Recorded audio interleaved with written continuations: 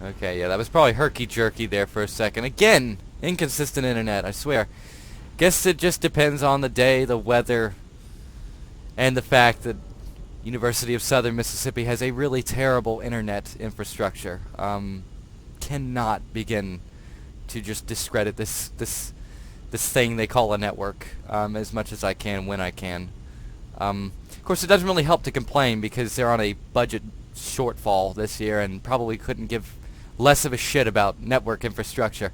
Probably more worried about, you know, student retention and figuring out how they're going to make all this money back.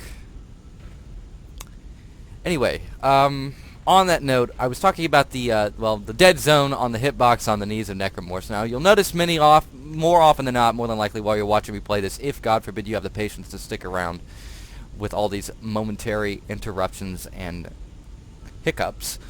You'll notice that I'm going to name primarily for the knee, usually right around where the joint is, you know, bending on the leg. Reason being is that usually guarantees a cut-off limb. However, even that tends to be inconsistent with, in many respects, knees being very hard to sort of identify on necromorphs, mostly due to the skin textures on them. It's kind of funky. It's kind of hard to really pinpoint where exactly to shoot sometimes to get a clean shot. Don't even get me started on arms, by the way. That tends to be, I'm assuming, shoulder. It's kind of hard. Sometimes it's shoulder. Sometimes it's at the bend of the arm itself. Heads are pretty self-explanatory. You shoot the head, it usually flies off. Which, according to the game, typically is supposed to piss the necromorphs off and they make them more aggressive, but I've not really seen any actual evidence of that. Possibly on harder difficulties, I don't know for sure though. Not really a detail I would necessarily look for. It'd be appreciated, yes, but I mean, I don't really see that being a thing. I think that would be something you could claim, but it would probably be more of a placebo effect, not actually something that was technically designed in the game. So let's go ahead and let's finish this puzzle out real quick. We're gonna hit that. Slow down the arm. We're going to very clumsily run this way. We're going to hit this button. Weird. There we go. Okay, that's better. Not really sure what was keeping me from doing that. It's kind of, again, you're going to notice that a lot too. There is a bit of inconsistency in terms of interaction, item interaction, or Isaac, you did it. Or terminal interaction. The game has a very odd way of handling that. So it may end up looking like I'm being very clumsy and not hitting the button right, or not hitting the right button, or what have you. There's that dead zone problem. Dead zone problem on the joystick this time, though, not necessarily the joints. Thankfully, the game is very liberal with ammo, I've noticed, for whatever reason. And I feel like this game is actually, and let me go ahead and talk about that for a second, because there are some who would go as far as to actually refer to this game genre-wise as a survival horror.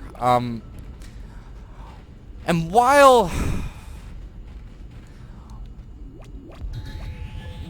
I could technically see that being argued for, I wouldn't necessarily be able to tell you, no, you're absolutely wrong in saying that. I would hesitate to call it that, and my main concern in that realm, my main reason for even assuming that, or having that assumption, is due to ammo drop. I don't know if it's like this on any harder difficulties, but I get the impression it is.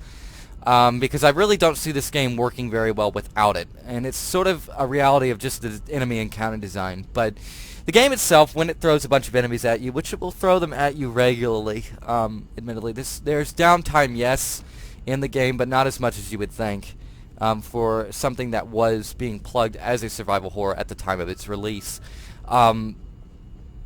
The enemies, as you kill them, and you're going to see me kill quite a few things in this game. Not a lot of options for mercy or you know, pacifism in this one. No complaints there though. That's inherent in the design. I mean, they are monsters after all. The the enemies themselves, when it comes right down to it, after killing them, after eliminating them, you're going to see quite a few of them dropping major amounts of ammo, usually in the realm of 6 to 8 rounds for whatever weapon you happen to be using. I believe it does prioritize based on what you have currently equipped. At the same time, too, it gives you plenty of ammo for your plasma cutter, which also kind of really pushes my idea that the developers really kind of like saw the plasma cutter as the main weapon. I would not be shocked that A, this was probably one of the first weapons conceptualized for the game, and B, probably at an early state in development, this was primarily considered the main weapon in the game. So you'll see quite a bit of ammo drop, so there's never really a point where you're, quote, doing the whole surviving thing very often. Survival in terms of not getting eaten, I guess that's one way to look at it, but in terms of, like, item management, resource management, there really isn't a whole lot of it. As a matter of fact, I know in the 3 hours I've played of the game so far, all the way up until Chapter 5, I found myself more often than not at odds with the inventory system in the sense that I was constantly having to drop items and constantly having to sell things based solely on the fact that I would find so much ammo that I would have a surplus. As a matter of fact, the game, oddly enough, and it is very telling, I think. Ooh, here's an excitingly creepy hint of what's to come. That's definitely not the same type of enemy we've been encountering so far. This one's definitely crawling, doesn't seem to have legs, and definitely has a tail. Very interesting. We'll get to the enemy design here in a bit, I believe, because there is some good and there's some bad to discuss about that. But as far as the inventory management, again, I found myself more often than not having way too much stuff to grab and not enough space to really work with it. Quite in contrast to something like, say, Resident Evil 4, which, while also liberal with ammo and health pickups in many respects, does pepper throughout the game several areas where you're just not going to pick up a lot of stuff, where there's just not going to be a lot of resources to utilize. So at that point, you start feeling a little less confident about using them. You try to parcel them out a bit better.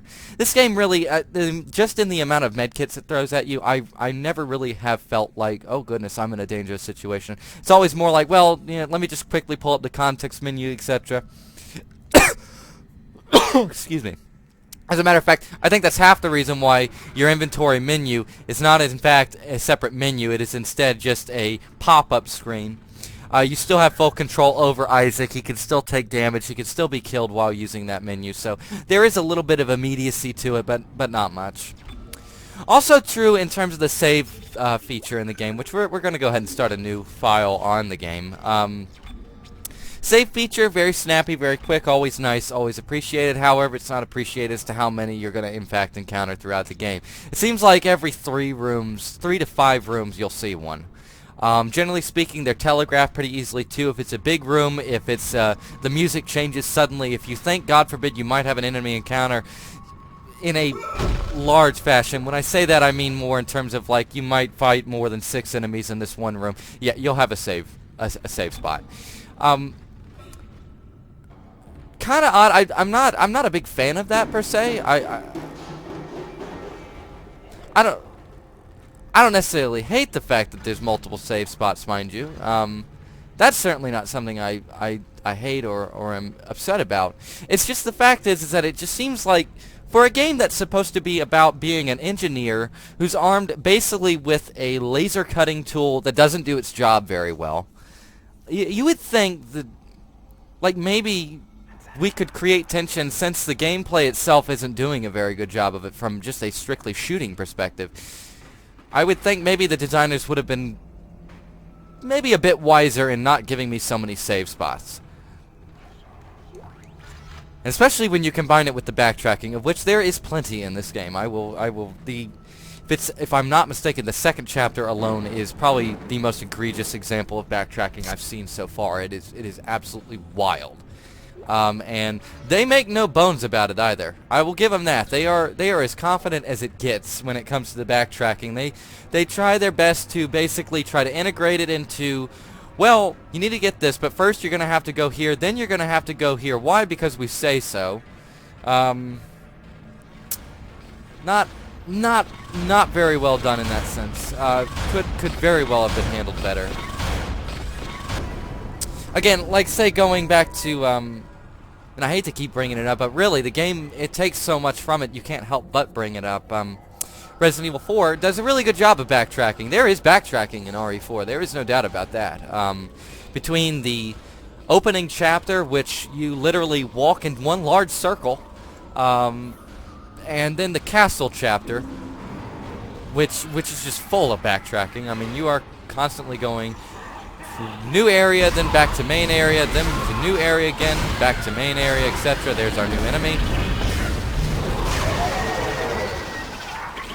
Right on. So, yeah. So the backtracking in this game is really not handled very well. Usually, backtracking, if it occurs in a video game, I don't necessarily mind it from a mechanical perspective. It's kind of sometimes necessary. You really sometimes just don't have a choice, unless you really just want to like move us from one next thing to the next, which can sometimes be very jarring. So I understand backtracking has its place, but it can be handled in a way that is, I guess, interesting.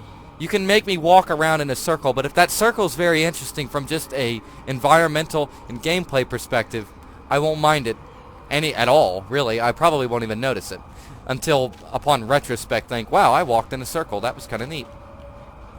Now, to talk about this enemy type, well, we just got introduced to this guy. Kind of a newish thing. No legs. He's a crawling, weird, behemoth-esque thing with a large tail. Uses the tail to stab you, things like that.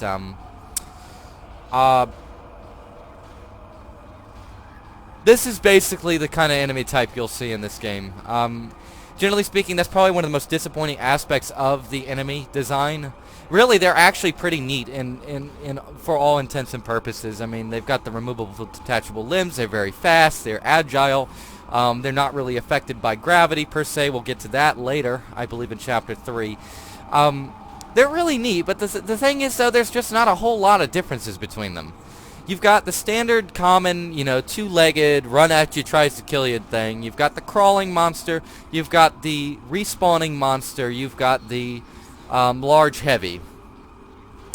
And that's basically it. And that's up to 5 chapters. As a matter of fact, it says Chapter 5. I think I'm actually going into Chapter 6 in that save file. But 5.5, well, just say 5.5 chapters worth of game in a game that lasts only for 12 chapters, and we've only seen 4 enemy types, and they don't seem. Oh, 5. There are 5 enemy types. I keep forgetting. There's one more. The aborted fetus thing. We'll talk about that when we get to it too, because from a design perspective, it's by far probably one of the most interesting of the bunch, and not necessarily just for the reason that it's. That it's very much implying, violence towards children, which this game does a very interesting job of. Not to say I'm a freak for violence against children, but it's kind of a no-no in many, many, many forms of media. So it's actually almost refreshing to see a game not be too worried about it, as it were. Now, let's see. Well, I don't even remember what we're doing. That's kind of the biggest problem with Dead Space, I think. I hope the sequel does something to alleviate that. But even with the constant reminders from 2 main cast members who are trying to support me, plus the, go here button, plus the go pick this item up, it's very important button.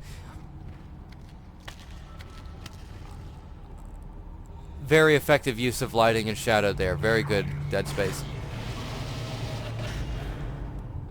Between all of that, technically, I still am not entirely sure what I'm doing. I know I was supposed to, repair a tram system, and that's supposed to take us somewhere. And I've actually already played through this, too, and I have very little recountance of actually what I'm supposed to be doing, or what my objective is, or if there's a primary thing going on. It's kind of disappointing in that sense. It really could have afforded maybe something a little better than a fetch mission, which is what a lot of this game boils down to. There should be a key somewhere in the Here we are yet again, another. First it was a circuit board. Now we have to pick up a special key.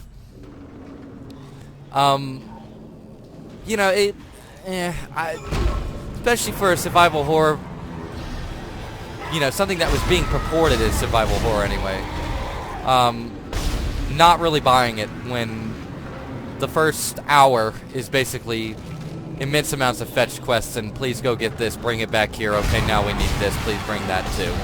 That's always disappointing. That's always, it just leaves a really shitty taste in my mouth.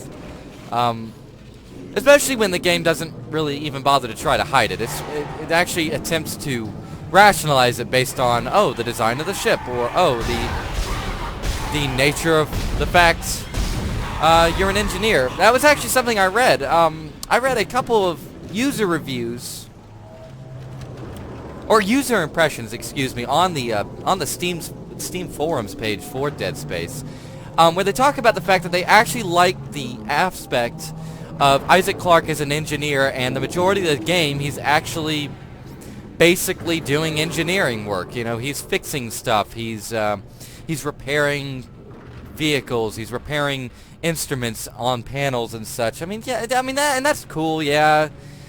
But like, the game doesn't offer a compelling way of doing that. It boils down to go to room A, pick up object B. Now go to room C, pick up object D. Now combine two into room E, and then go into room F. Like, that's basically the game in a nutshell. For a very large portion of what I've played so far, it's very, very, very centered around, you know, go pick this up, bring it back here, go pick this up, now bring it back here, combine these two items, but you're not actually combining anything because it just automatically does it for you. It doesn't even give you that option. And a lot of people will talk about Resident Evil 4 and they'll say, well, it's very much an action game, blah, blah, blah, this. But between the inventory management and the fact that there are puzzles that require you in many respects to actually, you know, use cognizance of some form or fashion to say, well, actually, these two items look like they are supposed to be combined together. Let me go ahead and manually do that. Even something as simple as that, as mechanically bland as that, which essentially equates to opening two menus, hitting two buttons, and calling it a day. Even that's better than just funneling me down this room to that room to this room to that room, picking this up, picking that up, etc. Mind you, now it's going to make it sound like I hate this game, and I don't. I really do enjoy it.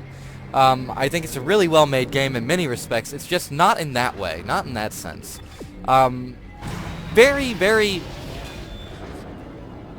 I'm going to go out on a limb here. I really probably shouldn't even make the delineation. It does imply a form of maybe stereotype or racist bindings, but this is very much a Western game development problem. We're seeing it crop up in Japanese game development here and there pretty often, more often than it used to be anyway.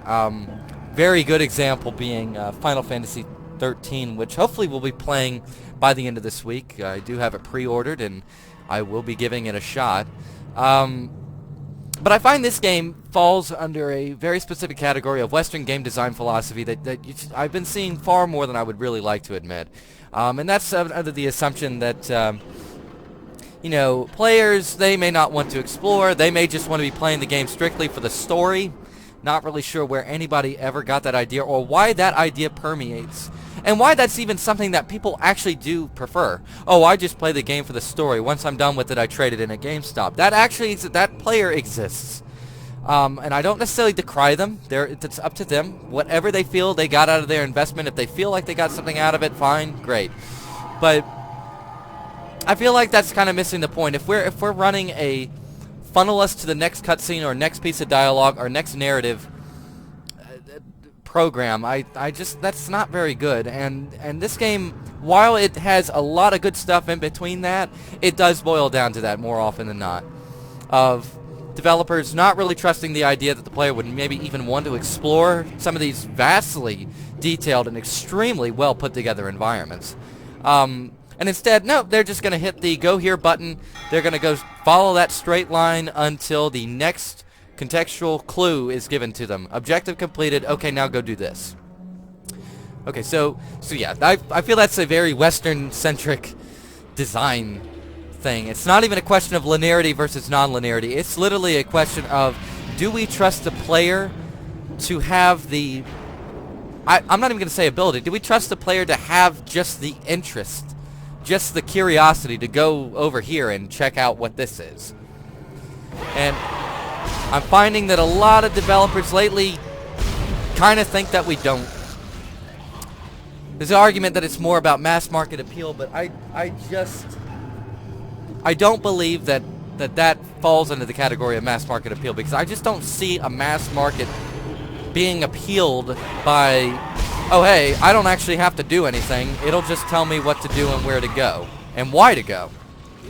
I find that's another real big issue of video games nowadays, is that every major AAA title seems to have to explain heavily to the player why it is they can only go in this direction. They have to come up with this extremely contrived, like, oh well, this is locked down, this is under quarantine, and this thing needs to be repaired, so we have to take care of each one in tandem, one after another, before you can progress to the next area, which is going to invariably have the same exact problem with 3 other different components. It's just it could be handled better, is what I'm saying. It doesn't necessarily have to be an open world environment, but I don't have to constantly be reminded that technically I can go anywhere I want, but you better go in this direction if you want to continue the narrative, of which there's very little. Again, this game is not exactly a font for amazing in-game narrative. It's pretty basic.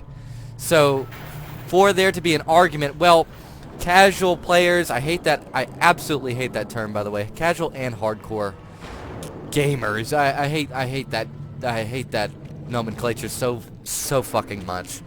But as though it's supposed to be for, I guess the idea is that people who aren't used to playing video games, or who don't play video games at all, that would actually go into a store and purchase.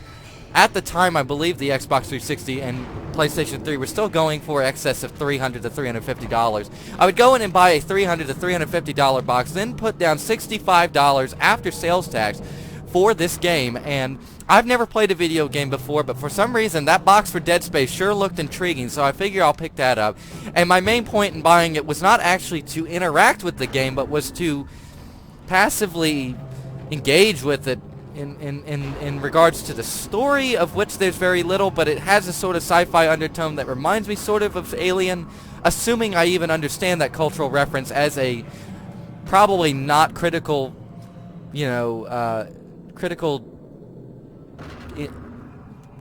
digester of media. I mean, it's kind of bullshit if you ask me. It just seems like lazy design. A very, very, very, very good excuse for lazy design. But lazy design nonetheless. Here, I've got to market this to 2-3 million people. So let's just make it as cookie cutter as possible.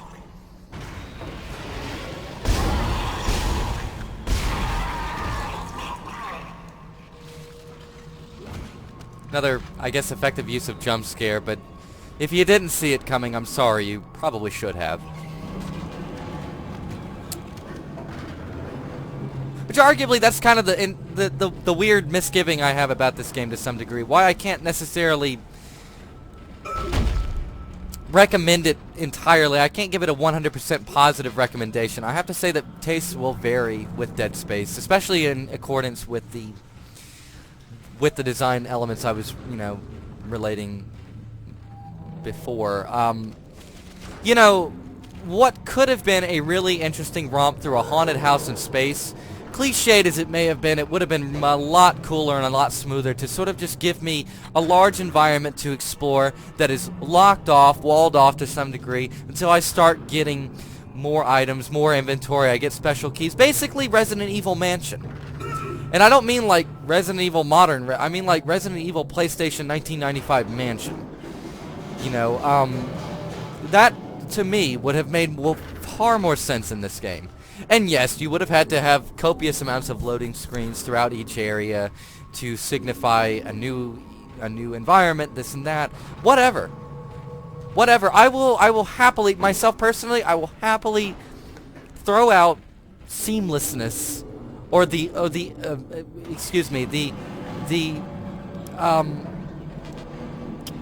what's the word?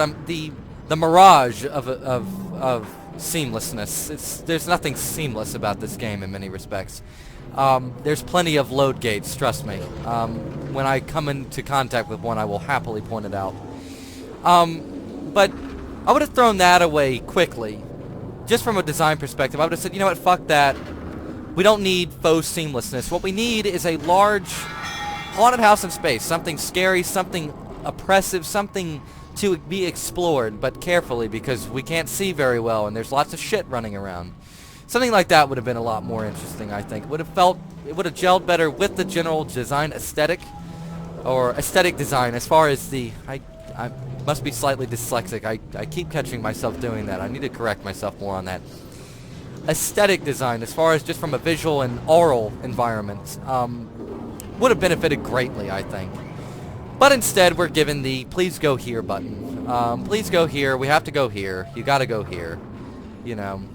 There's exploring to some degree, but not a lot of it, admittedly. And that's just a damn shame. Damn shame, really. But modern video games, that's the design. That's what sells, according to industry leaders like EA, like Activision Blizzard, like Ubisoft, like Take-Two. So anyway, moving on. I suppose we can change the subject. We've got a bench here. Game gives me less than half a second to talk about it before it lets me know quite literally what the bench is for. And it's for upgrading weaponry, suit technology, stasis stuff, health, etc. It's basically your overall, all-round. It's your upgrade station. And it's pretty simple in most respects. I mean, there's not a whole lot really going on in it. You got a couple of options here as to how to approach the actual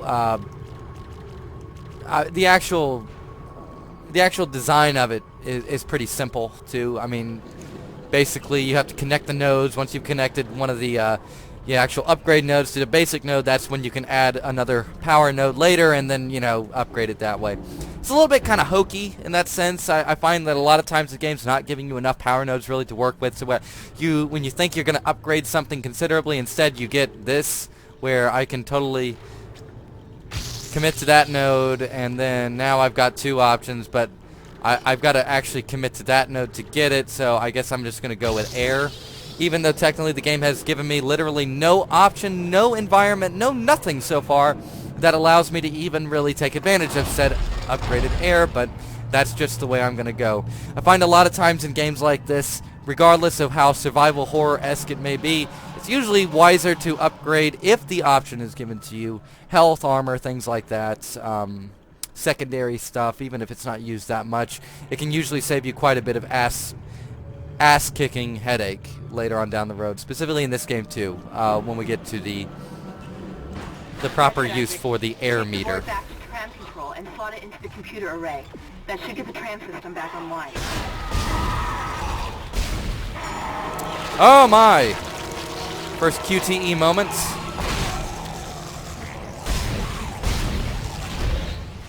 Alright, now you notice none of that was particularly scary.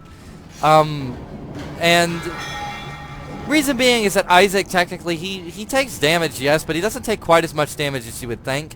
Not to mention the... Hell, let's face it, I know several Resident Evil titles, they were introducing one-hit KOs, one-hit kills fairly early in the game, and we're talking usually within the first hour. This game, while I believe there are one-hit kill monsters, there probably are anyways, there are definitely monsters that do considerably more damage than what we've experienced so far, but I mean, generally speaking, the monsters themselves just do not present much of a threat. Whether it's between the fact that I have currently 7 different canisters for just health, which heal me almost to max on just the minimum one. Whether it's that or the fact that the monsters themselves just really do not do that much damage so far.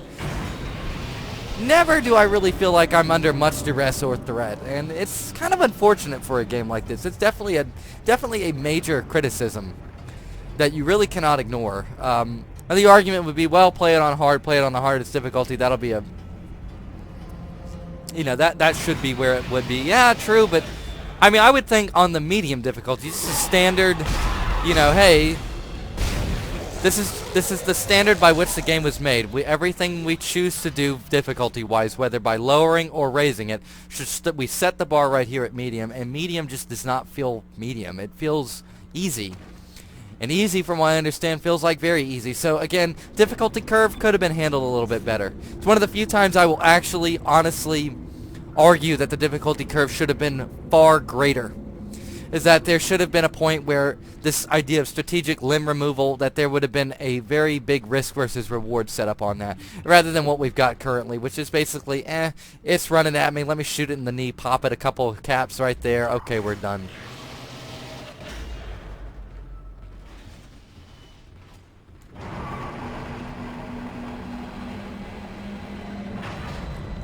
So yeah, here we go, we've got, I guess we're doing, again, we got a circuit board. We needed a key because we needed a piece of a circuit board, then we needed another piece of the circuit board. So now we've got the thing online. I think, do I hit A here? No. I hit A over here. I think, yeah. And here we go. Not really sure why that's not an automated process at this point. Seems as though it's just an excuse by the developers to give you something to do, to sort of keep you doing stuff. Again, kind of falls into the same category as the opening cinematic, where I, for some reason, can look around, but I can't technically interact with anything. The quarantine just lifted. But it seems as though the developers assume that's interaction in the basic sense, so that should count. But doesn't, not really, not in 2014, not in 2010 when this game was. Wait. You're out of your league, Hammond. I take that back. When was this game? We're going to die up here. I think this game was released. It was, yeah, 2009, 2010, if I'm not mistaken, when this game was released. That's exactly what I am going to do, with or without you. Do we understand each other? We do, but I feel that you're vaguely foreign, and I don't know why. Kind of screams of cheap voice actors. Well, they're not union, so we can totally pay whatever we want for them. I see that a lot, actually, with EA games. And it is specifically EA. I don't play enough Activision games to really, I guess, throw the blame in their way. Take-Two is typically really good about their voice, VA, when it comes to games that are developed under their publishing label. And Ubisoft, actually, is, for all the things I could say shitty about Ubisoft, I cannot technically say a lot about production in terms of, like, voice acting, writing, things like that. They actually do a pretty good job of it. But EA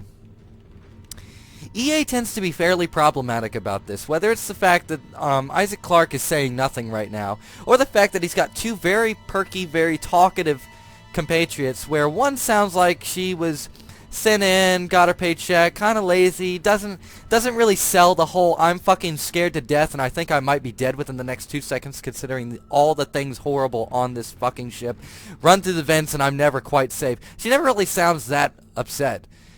She does. She sounds like she's acting upset, but she never really sounds upset, which frankly kind of confuses the narrative because I don't know whether to trust her or not. Somebody might see that as a positive. I see that as just a confusion of message. And then, of course, you've got the vaguely foreign-sounding corporal, security dude, whatever. I don't even know his name. I don't, like, this is how... The doctor is a doctor of something, and then he's something. That's... already not a good sign. But then you get, like, you get VAs, voice actors, actresses, who are, they're serviceable. I mean, like, they're doing what they're supposed to. They sound correct. They don't sound necessarily out of place, but they sound like they were kind of gotten out of central casting, like, i.e. very cheap, very not expensive at all. Again, stuff like that makes a big difference. I mean, that could have made a big difference from the get-go. I mean, if we're going to, surround the player with constant reminders, constant voiceover, constant, here, let me tell you where to go next. It would have been really nice to maybe have, like, I don't know, Troy Baker pop up. I mean, you probably would have had to change the fact that this corporal guy he wouldn't be able to really be an African-American anymore because Troy Baker, I do not believe, has the chops to pull off an African-American character. But at the same time, and while you would argue, well, that's kind of silly, that would sort of be whitewashing, blah, blah, blah, blah, whitewashing in hindsight, let's be fair, I don't really think it matters whether or not this particular guy is black, white, Asian, etc. I don't really...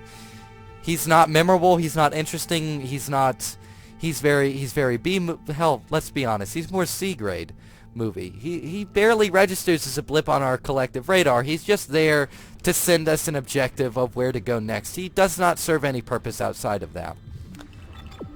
Anybody who argues differently is just beyond me at this point. I could not begin to understand how anybody could argue differently. The two main characters that you're consistently interacting with, rather communicating with, rather actually communicating at you, you're not really saying anything to them as Isaac.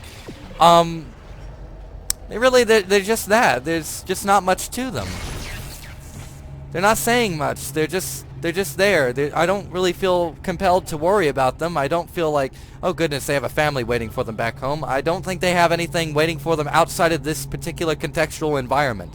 They exist in this game only to serve you, the player, moving to the proper direction in which you need to go. And at the same time, I've got this. So really, even that seems superfluous at best. Because frankly, I wouldn't even need them to be telling me where to go. Again, it sounds like I hate this game. I don't. I actually like this game in many respects. But man, there's just some really bad decisions from a design perspective that really could probably have been taken care of better. I mean, if your compatriot characters are a little more than HUD videos where they act scared and talk about where you need to go next, I can argue that you really didn't need them. That you could have made this a one-man mission for Isaac Clarke on a one-man mission to this space station, was damned absolutely certain that something was definitely going wrong here and wanted to go help his girlfriend, fiance, whatever. When he arrives on ship, finds out everything's gone to shit. Very much your classic sci-fi scenario, and it wouldn't have been quite as cliched, really. Because we would have had our one man on a mission mixed with everything's gone to shit on a space station meme, you know? And so already it's 100,000 times better because we're not constantly bombarded with bullshit. You know, okay, Isaac, please go here. Or, Isaac, I'm really scared. You need to go activate this tram real quick.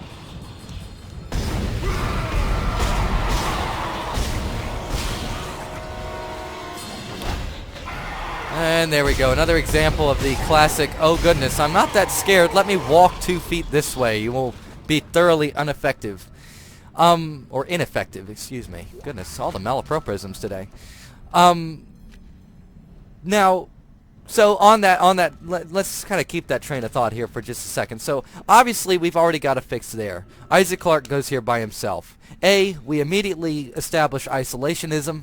That is to say that our main character's literally by himself. He's here on a one-man mission to save his girlfriend slash fiance slash, you know, former lover, whatever she is, Nicole or something. Again, another throwaway character. But literally, probably a perfectly good example, I guess, of sort of that Anita Sarkeesian, you know, women versus tropes in video games kind of thing. I know doing a shout-out like that probably pisses some people off. But really, what is she other than just I guess a framing device? She really serves no other purpose. We get nothing from Isaac Clarke. He doesn't tell us anything. He doesn't say anything. He doesn't have inner thoughts or inner monologues. He's just sort of like a space guy.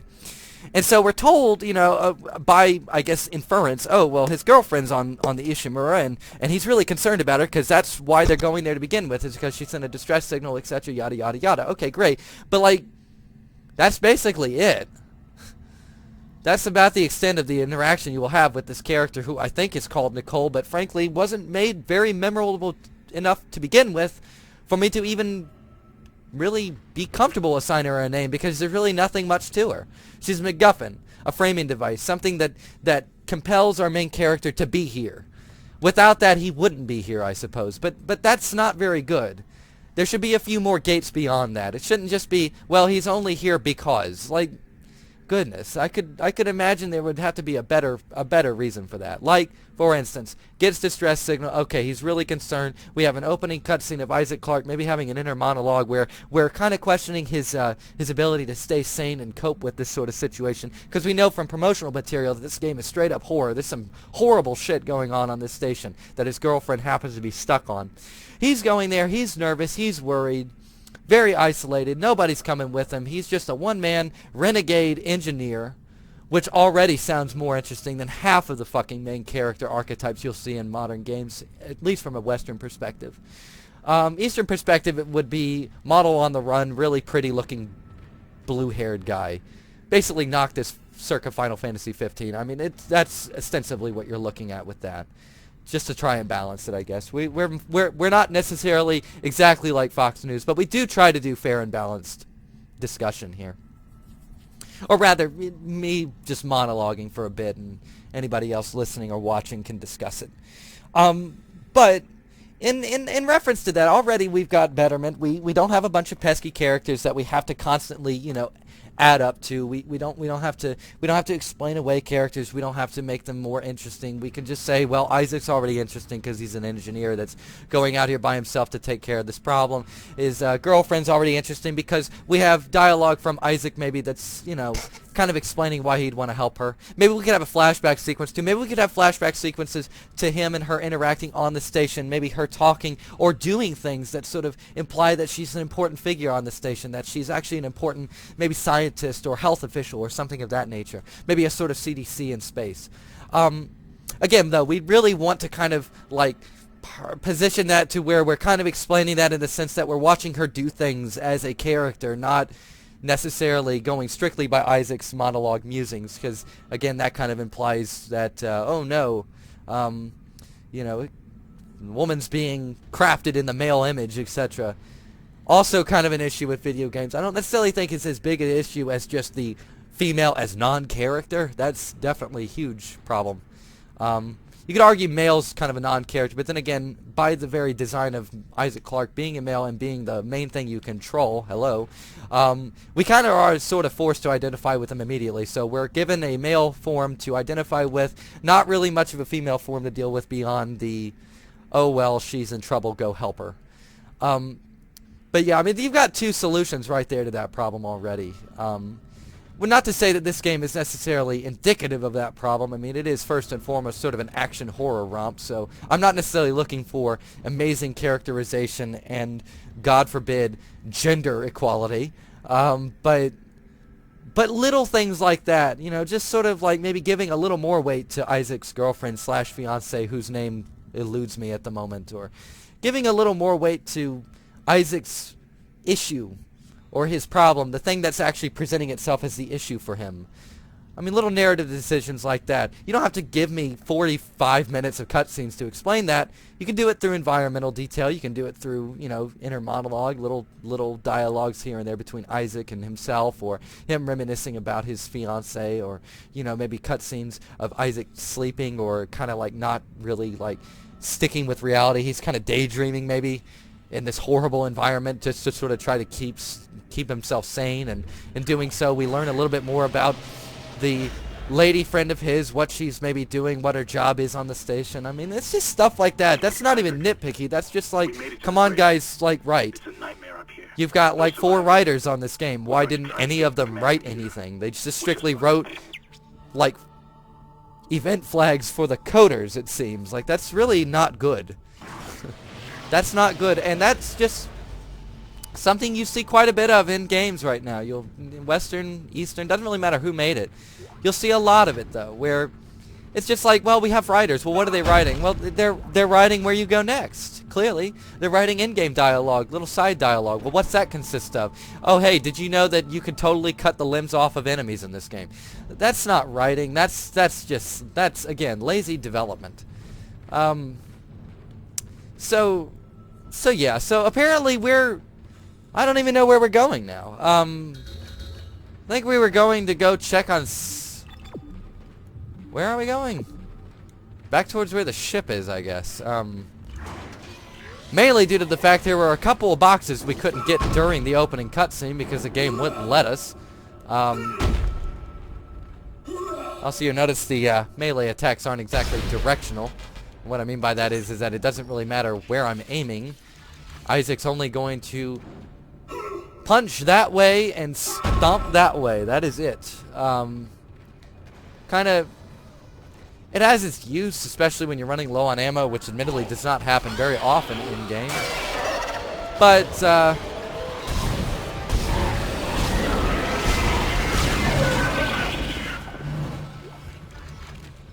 yeah, melee attacks that don't really do a whole lot.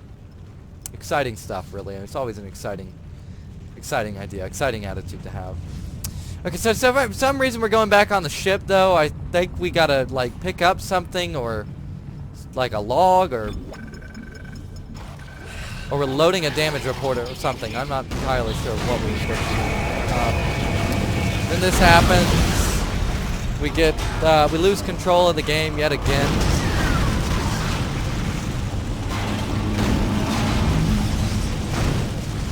Again, kind of bad design decision. Game's not really giving me a reason to care as to why that even happened. Instead, it's just like, well, go this way. Okay, now you're on the ship. Okay, the ship's exciting. Stuff's happening. Okay, now you gotta run. So you don't really have to run because we're actually just gonna funnel you right outside the ship where you're gonna have a small little arena fight with a couple of different monsters, you know, etc. Whatever. I don't know. Again, could have been designed better. A lot of this could have been designed better. Those are right home. It's the only way off the ship. Not the end of the world anyway. Hammond. It's not awful. It's Changes not. everything. Just let me think. It's not the worst game ever, mind you. It's not. It's actually a really good game in many Can you respects. access command computer? Strictly from like just gameplay design. Actually, playing the game is really fun. It's no good. But, There's an executive lockdown of all primary you know, systems. Without the captain's authorization, I can't access Progression design where's is the just captain? horrendous. Now here we There go. he is. Where's the captain? He's actually here. Captain Guess where you're Benjamin going Baez. next. Location, med lab. Status, deceased. What? Because I'm an engineer and I can't unlock doors technically, but can't I can. access But that but I can totally Find the like. captain and you'll find you know, his rig. With his why do I need the authorization, rig I can though? crack this computer I'm an with it. engineer. I build this shit for a living, right? I'm sending the tram back to Even your better, location. I fix this shit for a living. So not only do I know how it's put together, I know how to fix it when it's not working right. But no, I've got to go the long route of getting on the tram, going to find a dead carcass, picking up a log, whatever that is. They're not really sure, not really explaining what that is. I'm assuming it's like a PDA. Pick that up, bring it back here, then unlock another door, which will lead me to yet another area. This is basically how each chapter goes, by the way. I don't know, like, that irritates the absolute piss out of me, because it's like, kind of like Bioshock. Bioshock, if I'm not mistaken, had the same problem. Where, like, it funneled you, like, the first 3 or 4 areas you go to, like, their own little, like, self-confined, self-made thing. But then, like,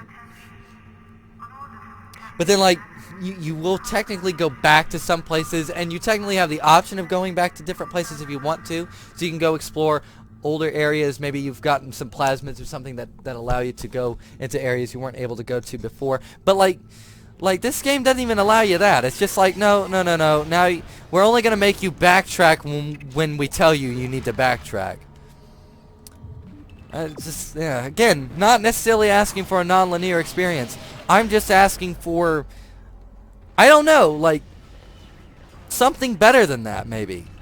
You know, like something maybe a little more interactive, maybe something with a little more player urgency, where maybe I'm like, you know, oh yeah, that's right. Again, this is the kind of game that really probably would have benefited from one large centralized location, like a hub, if you will, with a bunch of smaller areas kind of interconnecting everything. Kind of like a Metroidvania, but kind of more like a Resident Evil game classic sense, like Resident Evil or Resident Evil 2. Thanks. I probably, again, you use very basic concepts like store, safe, in the menu system. But we've got to cover our ass and constantly remind you of what that probably means from a contextual sense.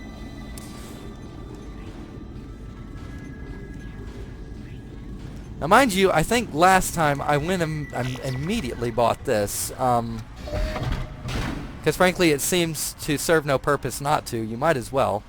You've got the credits. The game seems to sort of... It kind of throws it in your face, so why not?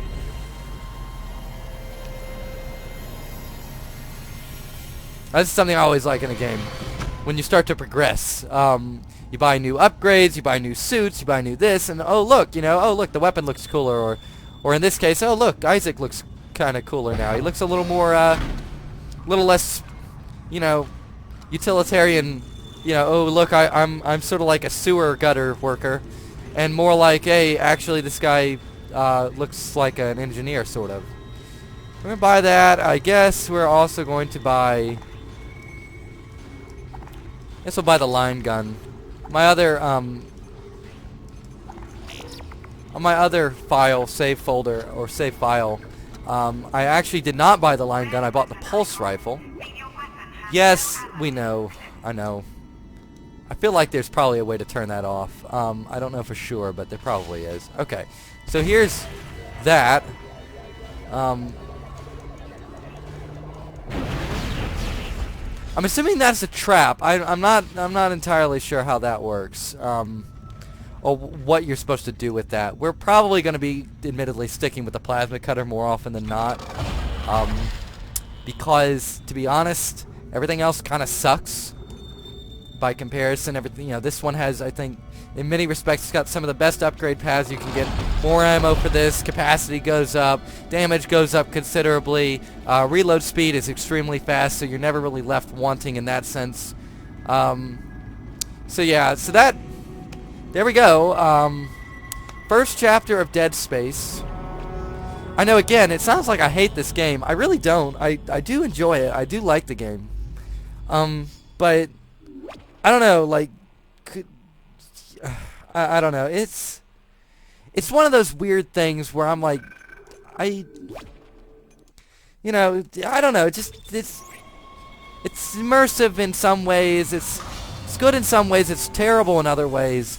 It's really good in other ways. It's like, I don't know, judging by what I've gone through so far, and again, I'm about halfway through the game in my other save file. Technically, I'd probably give it a 7 so far. Like, it's not a bad game.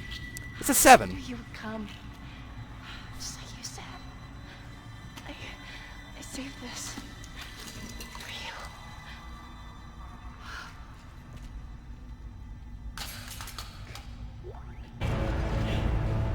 Go. Use kinesis to move or throw objects. Take me.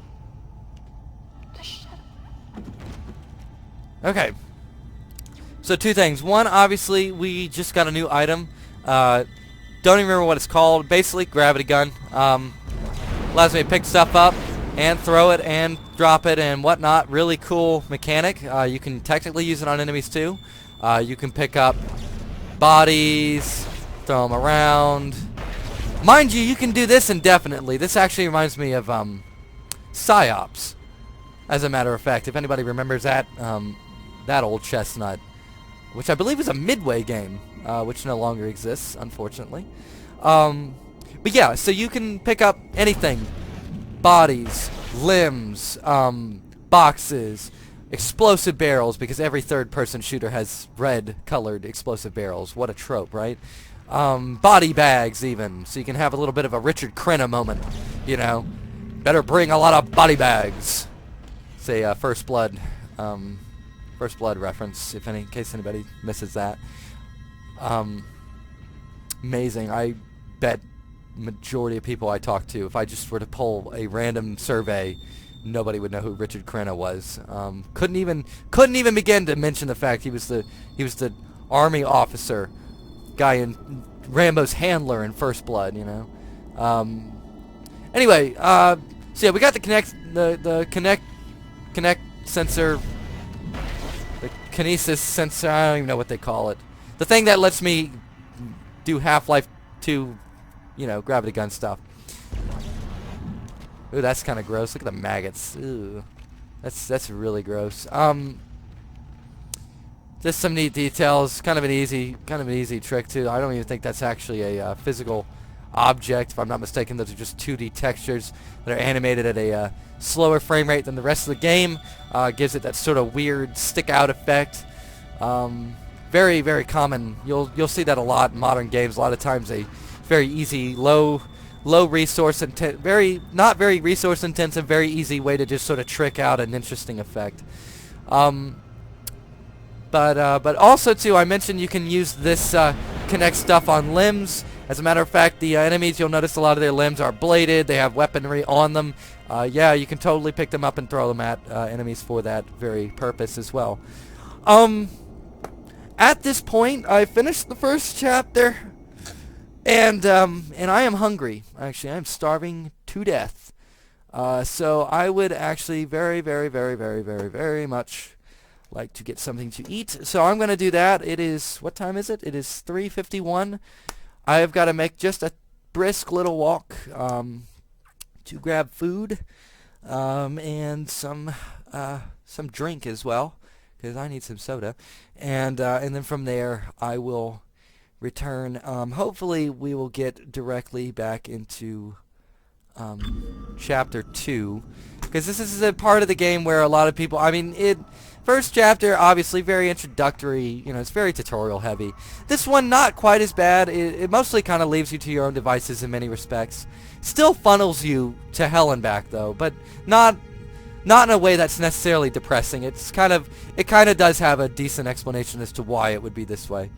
But anyway, on that note, I'm gonna go eat, and I shall return shortly. So thank you for viewing. If you've been viewing, I will be back.